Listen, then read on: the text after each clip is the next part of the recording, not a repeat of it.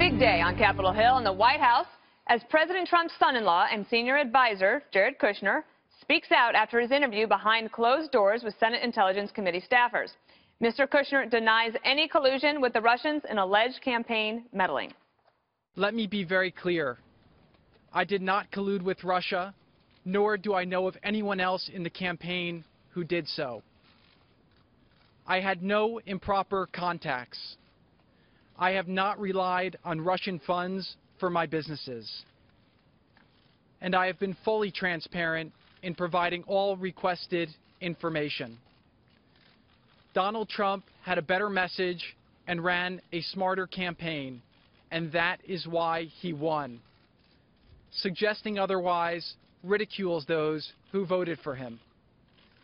It is an honor to work with President Trump and his administration as we take on the challenges that he was elected to face.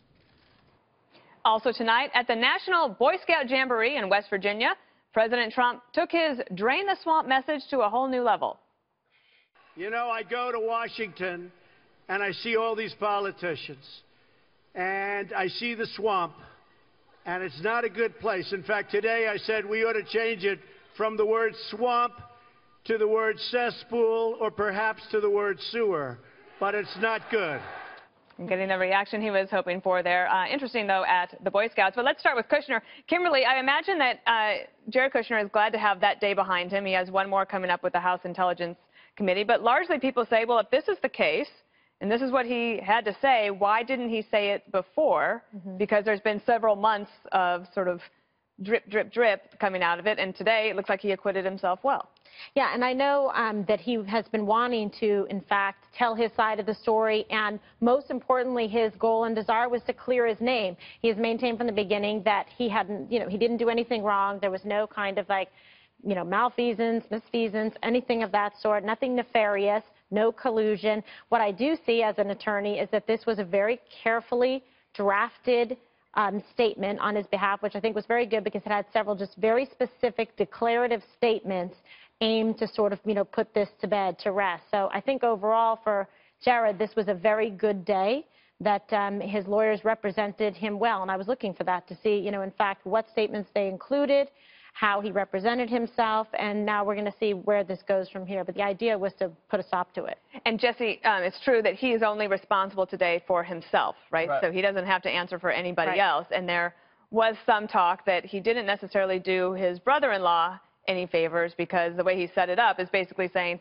I had no idea, I walked in late, and then here's this meeting going on, and I was like, I got to get out of here. Or he also just told the truth, and there wasn't anything to throw his brother-in-law under the bus for. That's the other way to look at it. The Democrats never let the facts get in the way of a good scandal. They built this thing up like it was going to be this huge deal today, and then it was a mirage. I think Lester Holt broke in on NBC News and the midday programming, promising a lot of juicy stuff, and they whiffed again. The guy's a Boy Scout. Look at his face. He couldn't collude if you'd played tiddlywinks with him. I read the entire statement, all 6 pages of it. He basically got drafted into this campaign by his father-in-law. It's kind of a family duty. He didn't want him to get involved in politics. He met 2 Russians during the campaign. 2. He shook hands with the Russian ambassador once for about 30 seconds, and then he got roped into this dumb meeting and then tried to get his tail out of there as soon as possible because it was so boring. Then, during the transition, he met with 2 more Russians. Ooh! He met with the ambassador because the ambassador wanted to talk about Syria. Fine. That was 20 minutes. And then he met with the banker. Fine. About economics. Okay, so where's the scandal? And he gave him a bag of dirt. And that's the only dirt that he got from the Russians. I think it was soil from his family's Belarus homestead. So I don't see anything there. What a souvenir. Belarus. Tomato.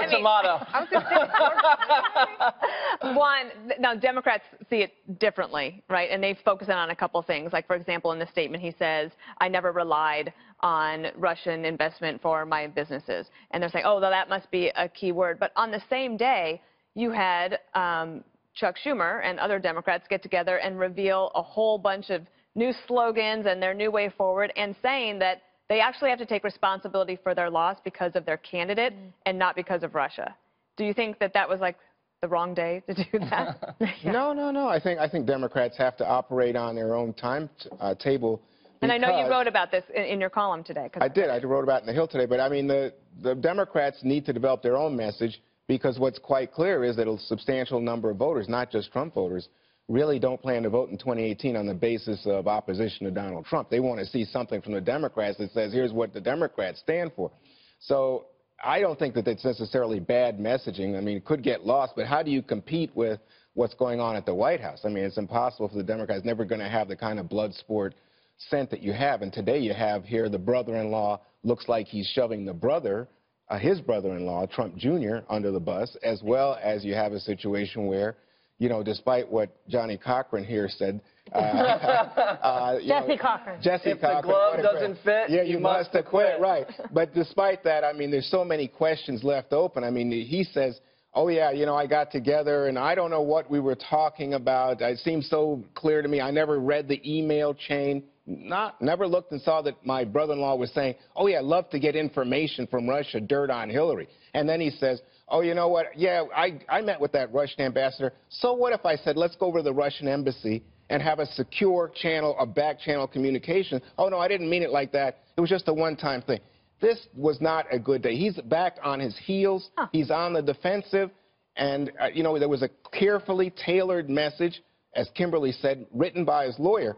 But the whole thing looks to me like, you know, everybody pointing fingers, if not taking out knives, in the circle that is the Trump White House. Speaking about taking out knives, we have a soundbite from Congressman Hakeem Jeffries, and then we'll get Kennedy your take on this. Ooh. Well, the overwhelming majority of Democrats that I work with understand that there's a cloud of illegitimacy that's hanging over the White House as a result of the possibility that there was improper or illegal collusion between the Trump campaign and Russia. So, Kennedy, they're not, this is one of the talking points that they will always use, and to some effectiveness with their base, but it's not necessarily penetrating beyond that. No, it doesn't, and that's reflecting in the polls right now. We're going to talk about this, obviously, a little bit later in the show. But I think, you know, when you have some Democrats in leadership saying that the Russia narrative, it's ringing hollow for a lot of voters who, you know, not only do they not see enough there in order to divert their attention from things like national security, immigration, and economic principles, but there's something about it, and I'm one of those people, I'm much more of a skeptic than you, Jesse, and I know that you believe in this president, and I admire how much you love this country. However, I do feel like there's no collusion, but there is something weird going on, and I want to get to the bottom of it.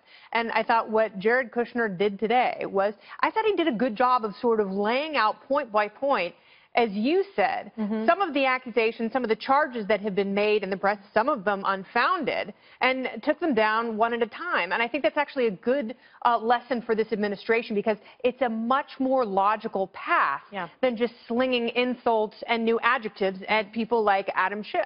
And one thing, Kimberly, is that if you think about the Democrats for 8 years when they, I think, really shirked their duty to do oversight of the executive branch.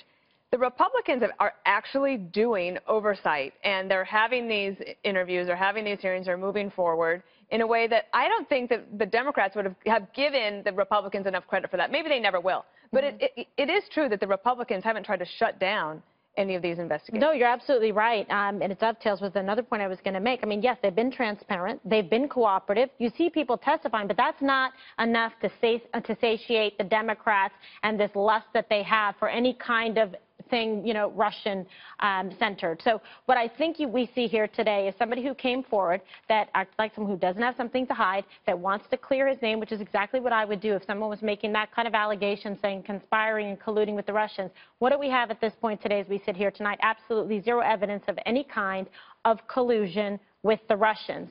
What we do still have are Democrats in the mainstream media very anxious to try to find something. What we do have, it appears, as a special prosecutor who actually is searching. He's in search of some kind of crime. And that, so far, nothing of Russian collusion. So now he's trying to delve and look for something and fish. And that's not how it's supposed to work for some kind of financial misdeeds, something that he thinks perhaps that is wrong, because that's some of the background of his expertise and the team that he's brought in with him. So you don't think the email in which Junior says, oh, love it, please send, Russia has information, Hillary, please send it, and then you have Kushner seeing that email chain, or he says not seeing it but ignoring it, and then showing up at the meeting along with the campaign manager, it doesn't. Juan, you never That's read not the evidence bottom of of an anything. email chain. I've sent you so many emails. You just read the subject line. You know ignore what? everything down there. But Come on. People don't act like that. To that point, it is a little bit amateurish, and I also think that's why Don Jr. doesn't have a job in the White House. Oh. But that is also an interesting point, Kennedy.